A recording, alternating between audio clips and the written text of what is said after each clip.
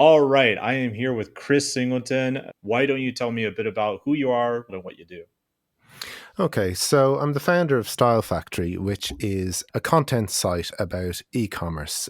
We review and compare popular e-commerce platforms. We provide how-to guides to help new merchants get an e-commerce business off the ground.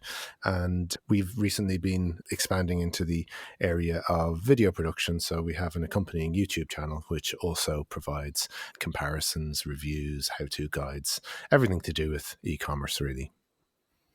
Yeah, so you are the master of all things Shopify. Sounds like in terms of reviewing it and talking about it. So that's very cool. So what are the most common pain points that you have found that merchants face when they're starting to actually try to sell on the Shopify platform? On the whole, the platform is pretty easy to use, but there's a couple of headaches you might encounter depending on what you're trying to sell. So if you're trying to sell a product that comes in loads and loads of shapes and sizes, you might be a bit puzzled as to why Shopify is quite restrictive when it comes to the number of product options you can have, for example. Or if you want to sell digital goods, you'll be a bit surprised that this actually isn't technically possible with Shopify out of the box. Now, there's workarounds there, but they involve installing apps from the Shopify App Store. And that obviously adds to the setup time and it can increase costs as well. So those are two very common pain points, relating to product types. And then I suppose after the setup, the key challenge involves getting traffic to your store. And that's the main thing that Shopify store owners obviously need to do. Yeah, traffic is the lifeblood of everything, right? I guess we should hop right into it then. So, like in my experience, so I've sold several DTC Shopify stores, right? Anyone out Mhm. in the audience who wants to sell their store, let me know. Shameless self promo. But in my experience, most of my friends who are doing that DTC commerce, they focus a lot more on paid ads. So, uh, Mhm. like first of all, like why do you think that is? Why are they focusing on paid ads and not so much the SEO route with their store? Well, I suppose it's a quicker win, really, isn't it? You can put your products in front of people much more quickly through, say, Facebook ads or TikTok ads or whatever. SEO is a more complicated and long-term project that involves, a lot of content writing, a lot of keyword research. It's a longer play, as it were. But I guess the good news is with Shopify that it is actually a platform that is pretty good when it comes to the technical SEO side of things, certainly. Unlike a lot of competing platforms, it actually gives you a large degree of control over the core SEO elements. So things like changing URLs, creating redirects easily, having full access to meta descriptions, all these kind of things that sound like very standard SEO components. You'd be surprised at the number of e-commerce platforms that don't actually let you tweak these, even some very big name ones, big competitors to Shopify.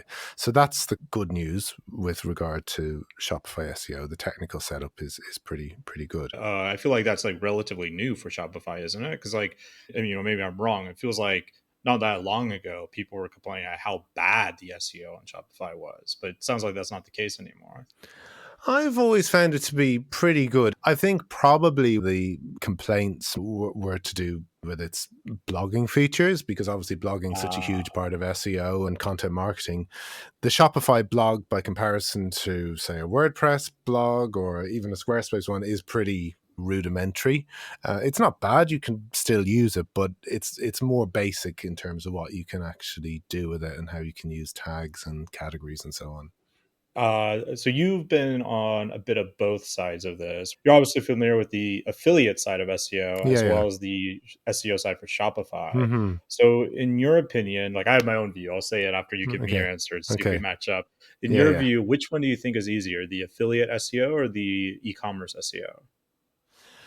Right now, I think post all the crazy updates we've seen since September, you probably find that you're getting better results on an e-commerce store's blog than you will on a niche site.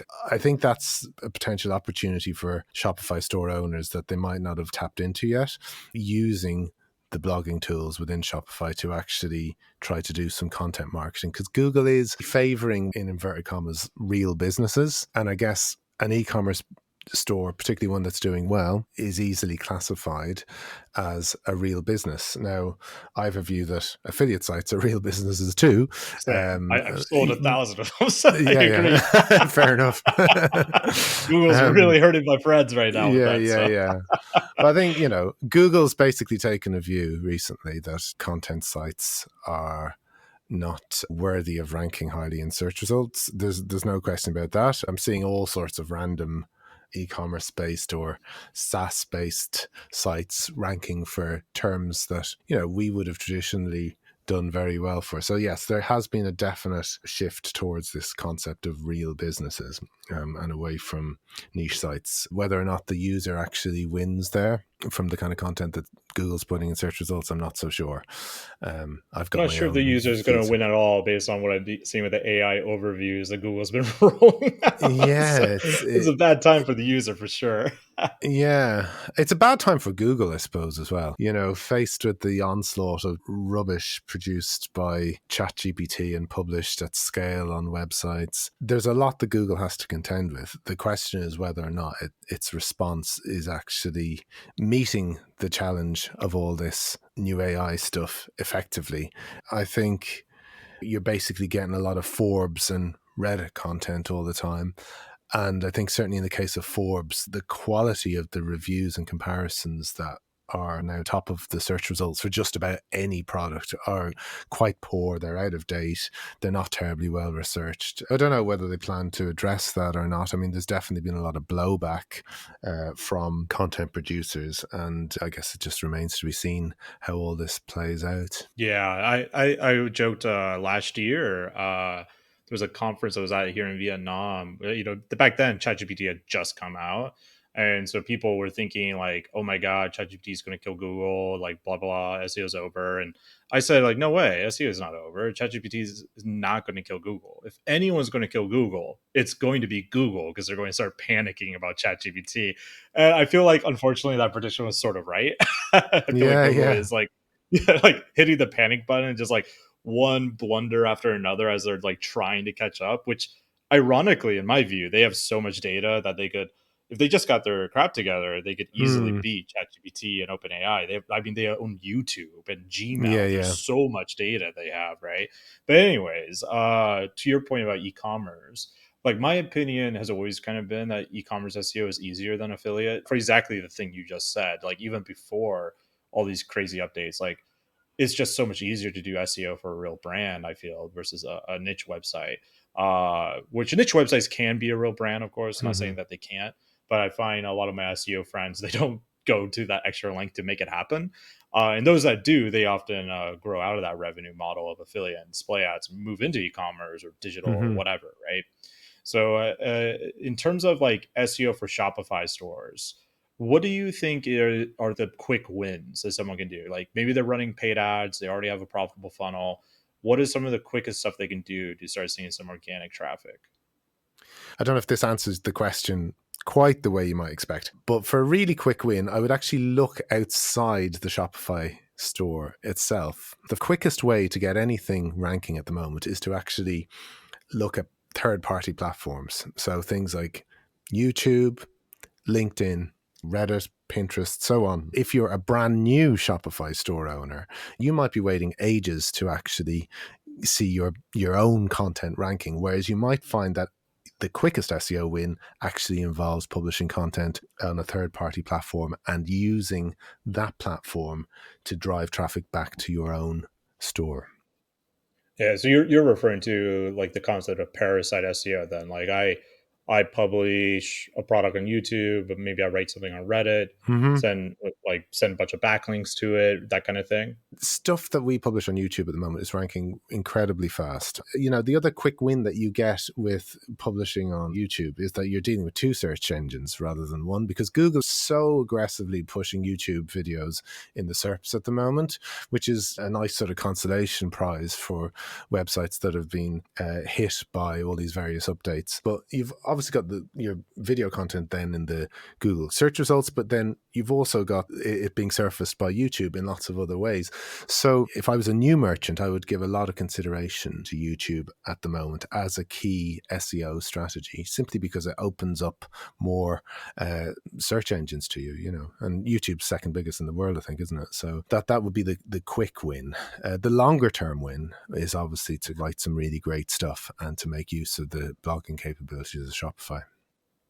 Yeah, I agree with you on all the third party stuff. Like even at Empire Flippers, like we still write on our blog, but it's largely podcasts and YouTube videos nowadays. Like my content creator, I have her focus much more on our newsletter, more so than our public facing blog.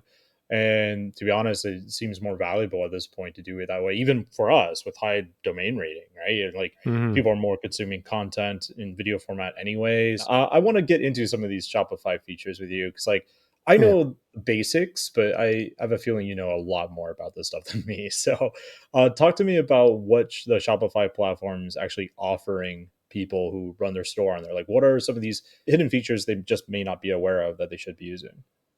What I've seen a lot with Shopify merchants is that they approach Shopify as a sort of product listing tool. They think the goal is to set up a website, stick up the products, make sure that there's a payment processor accepting the credit cards successfully, and then they just leave it at Mhm. that. Maybe 10 years ago, that kind of was it in a way, because Shopify, it was there to just facilitate pure e-commerce. But over the past decade or so, they've gradually been introducing more features that are designed to market your wares, as it were. And these aren't exactly hidden features, but they're overlooked features. That's probably the best way to describe them. The most obvious marketing tool is the blogging feature. Depending on how savvy you are about SEO and so on, you might not really think of blogging as something that could ever market your products. You might think of like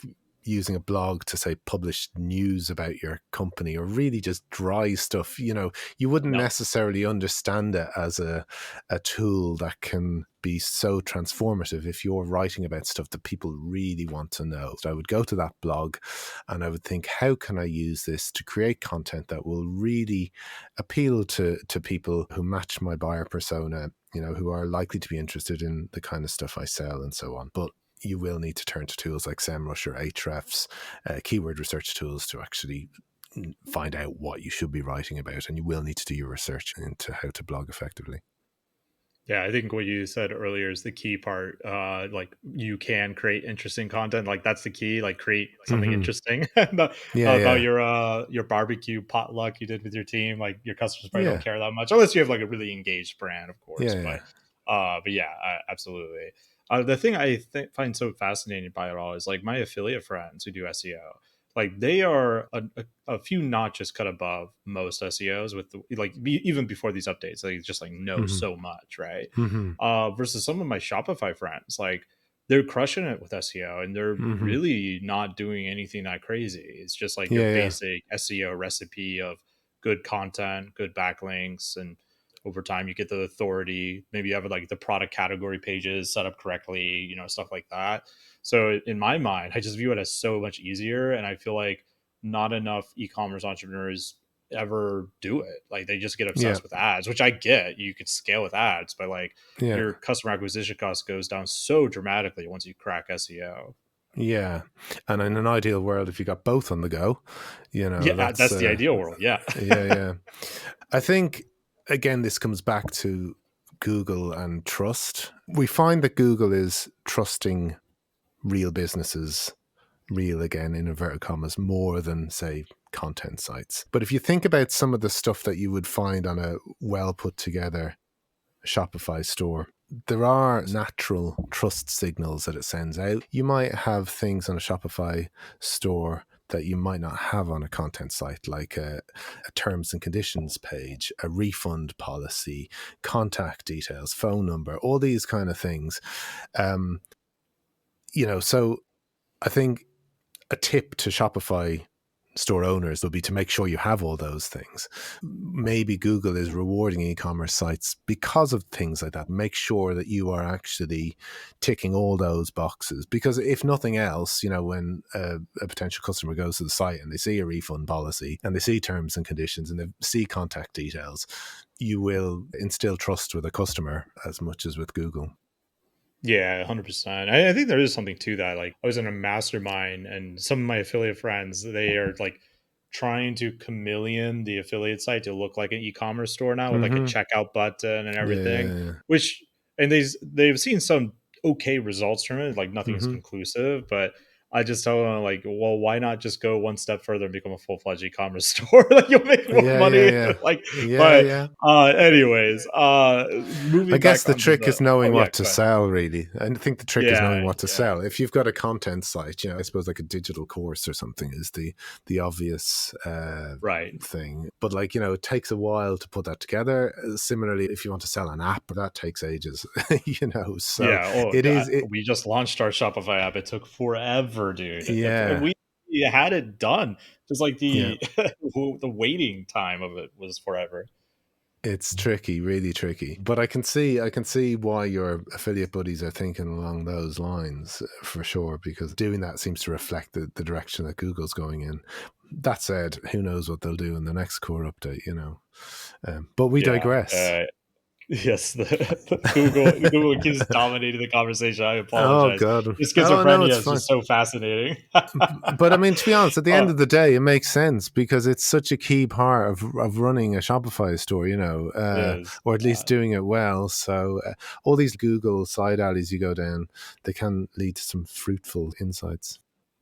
Absolutely. Let's talk a little bit about some of the other, maybe the Mhm. non-blogging features of Yeah, Shopify. yeah, And I don't know too much about this stuff, so I'm curious on your yeah. thoughts. Like, I know of it conceptually, but I don't know how like Shopify does it. Hmm. So, Yeah, like Shopify is a free email marketing tool that yeah. e-commerce store owners can use to grow their customer base. Talk to me about this. Like, is this robust? Is this something that people should use? Should they look at a different solution they Hmm. integrate? Like, talk to me a bit about this. I guess the really nice thing about this feature is probably the cost or the lack thereof. I mean, you can basically use it to send 10,000 messages a month for free. But cost aside, it is quite tightly integrated into the whole Shopify system. You don't have to worry about, say, exporting your customer data to MailChimp or using an app to link them. It's very neat and tidy. It's not got the really sophisticated customer journey stuff that you can do with dedicated email marketing solutions, but it's very cost effective to use. The templates are nice. Above all, it makes you think of using email as a marketing channel, which a lot of people remarkably don't. I always find Yeah. it amazing that it's not a consideration for a lot of Shopify store owners or content site owners. I mean, I think it's a really good tool to have in your arsenal. I think email is one of like if you could focus. I mean, obviously you have to focus on at least one other thing because email doesn't grow naturally by itself. But Hmm.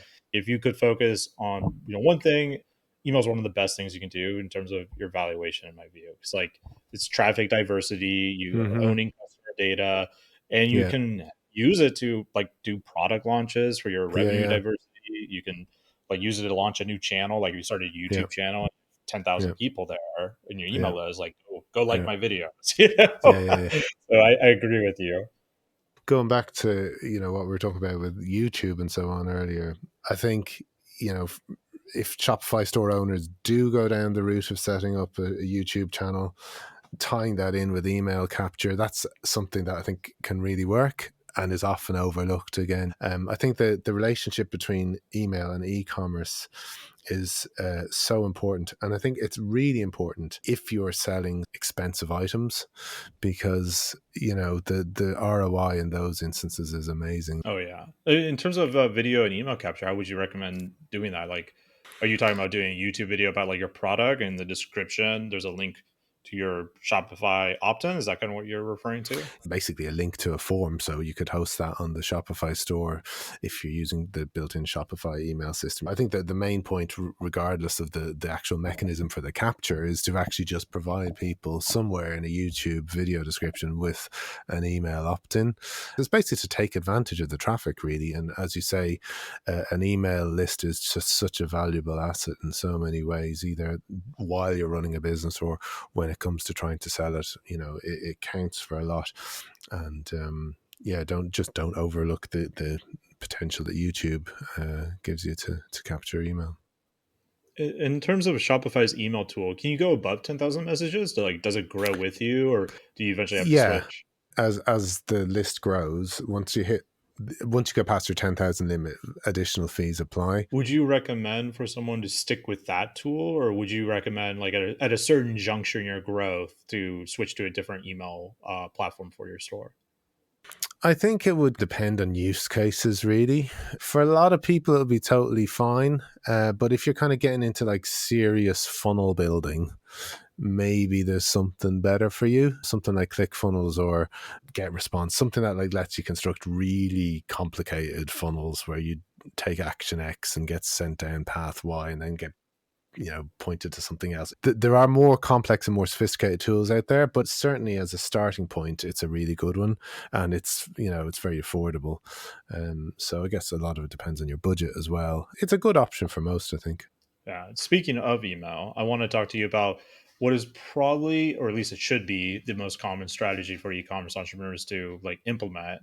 So I want to talk about the abandoned cart features that Hmm. Shopify has, and like how would you recommend to go about creating an abandoned cart sequence or funnel or whatever that actually works from your experience?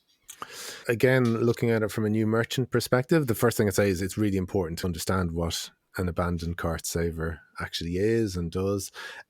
So the idea is that, once somebody goes partway through a transaction but doesn't complete their purchase, Shopify gives you the option to automatically send them a reminder email or a series of reminder emails to entice the visitor back onto the store, and hopefully with the end result of a purchase. The most common way, and I guess it is generally the most effective, is to provide some very clear incentive in the abandoned cart email to actually get them to do that.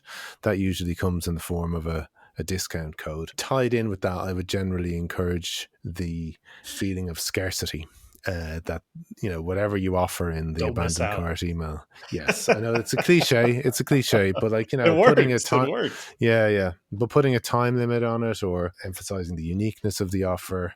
I think a while ago I listened to one of your podcasts about the psychology, I think, of conversions. I can't remember the exact title of the podcast, but your guest was going on about this at length, and it does work. The idea that if you don't take action now, you will miss out. It is, of course, a sort of sneaky tactic and an old trick, but it does work in my view. I've usually found that scarcity is very powerful in these kind of contexts.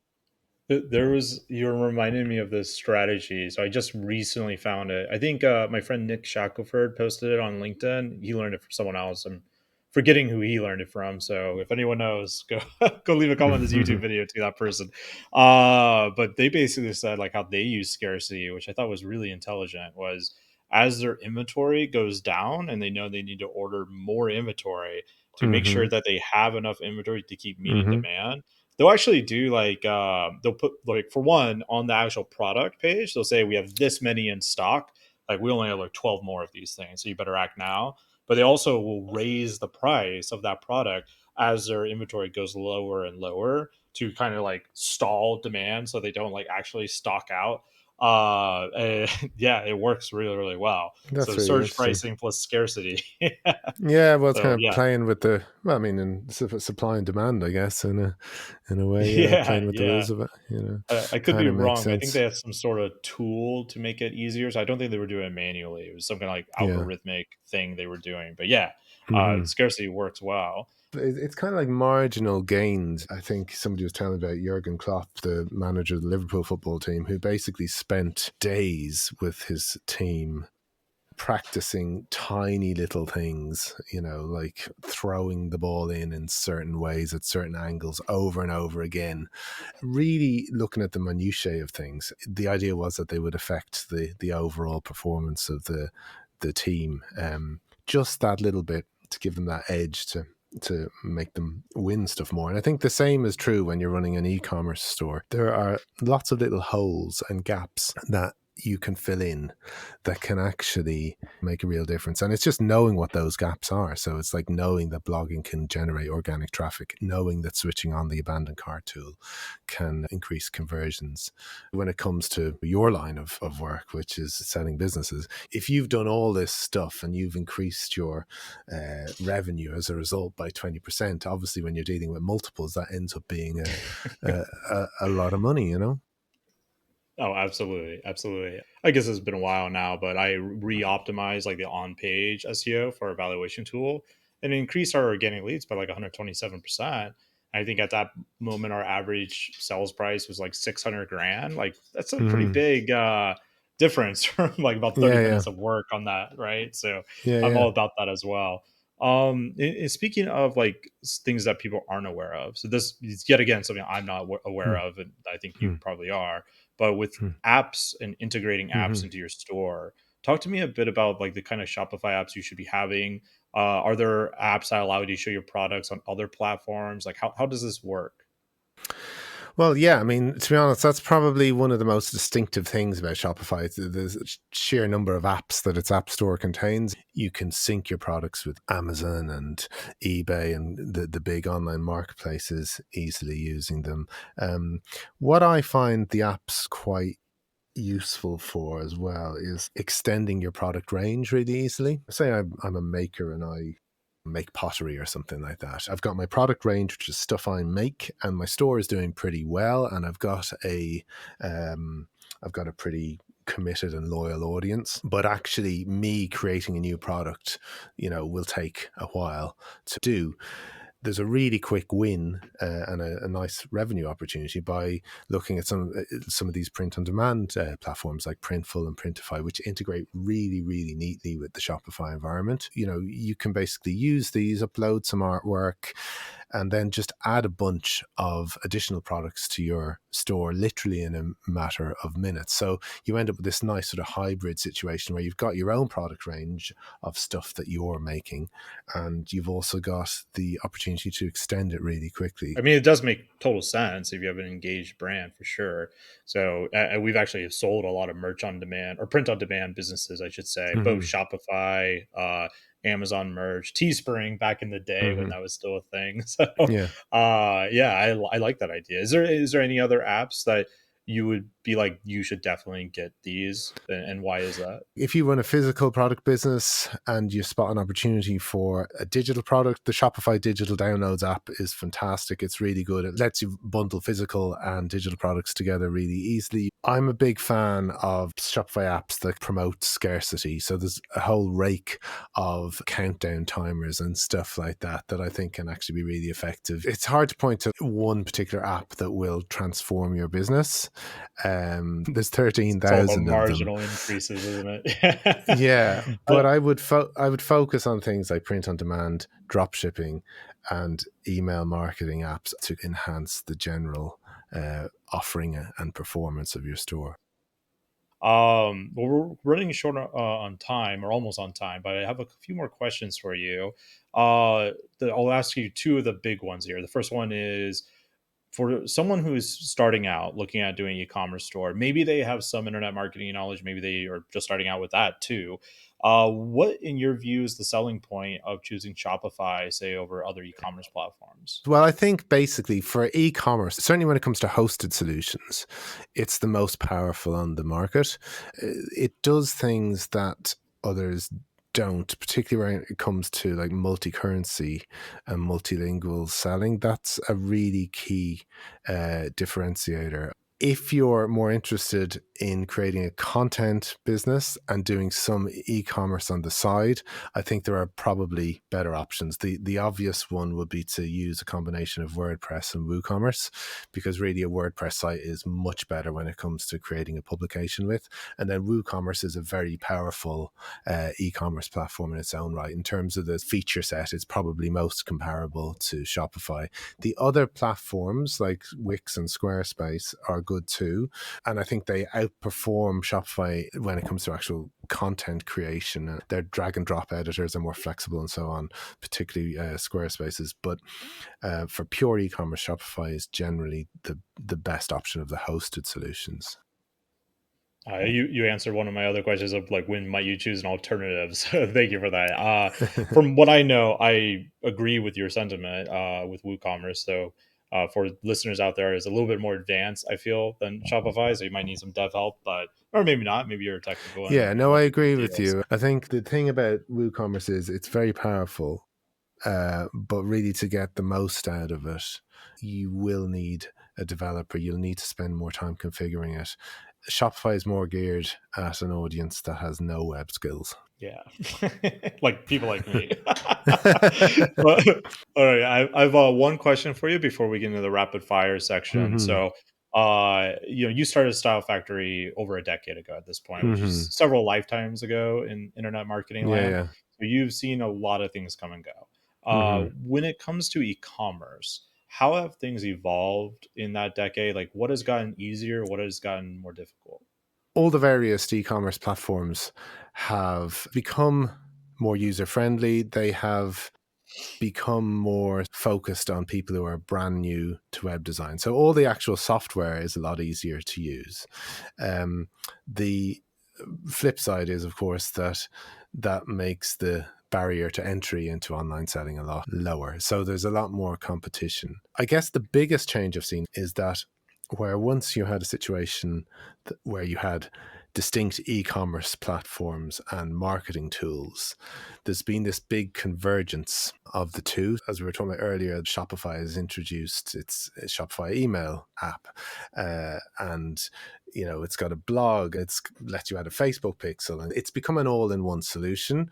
And similarly, other tools that traditionally focused on email marketing now let you sell products and accept payments. So there's been this big convergence. Everything's got quite all in one, and sometimes it's hard to discern what kind of tool you're actually dealing with. But if you pick the right one, you will probably find that you have got quite an arsenal of tools in one place, and that has certainly made things a lot easier for new merchants. Yeah, that makes sense. The ease of use is definitely creating a kind of renaissance of entrepreneurship, but also it's creating a bullying amount of failure because like people Yeah, realize yeah, it's much harder. It's not just about getting a yeah, website design up. yeah, yeah. Well, cool, man. We're at the end of the podcast, so I would like to keep with my tradition of asking you three rapid fire questions. Are you ready? Sure, I will All give it a right. go. All right, here we Okay.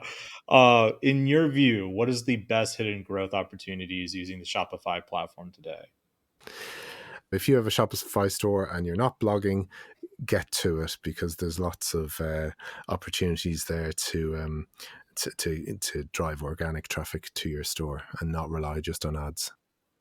I 100% agree. Too many of my e-commerce friends just completely forget that SEO exists. So I'm with you on that. What tools or resources can people use to grow their Shopify store?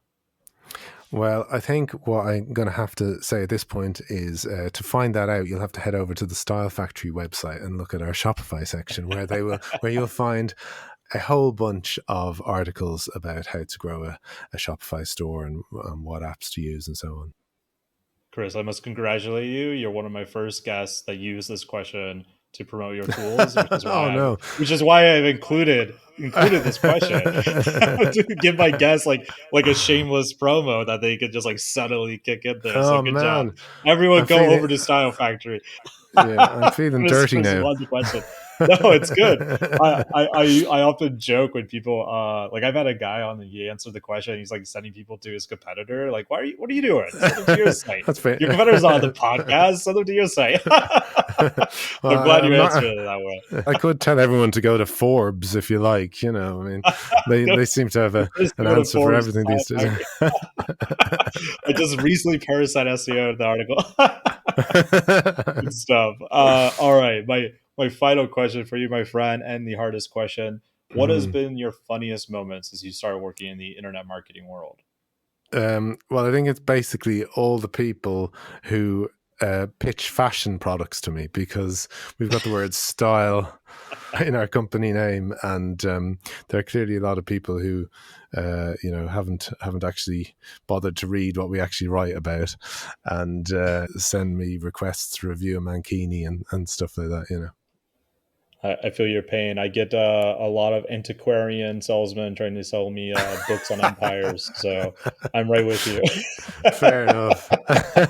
It's kind of like some sort of weird nominative determinism kind of thing going on here, you know.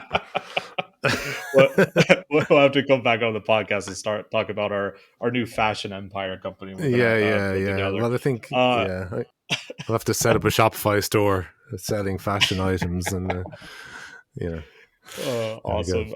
Well, Chris, I really enjoyed this chat. You're a wealth of knowledge when it comes to Shopify. If someone wanted to connect with you personally, pick your brain, or just see what you're doing, where should they head? I think just go to stylefactoryproductions.com and use the contact form, or look me up on LinkedIn, Chris Singleton. Awesome. Well, thank you for coming on, my friend. Thank you very much for having me. Really enjoyed it.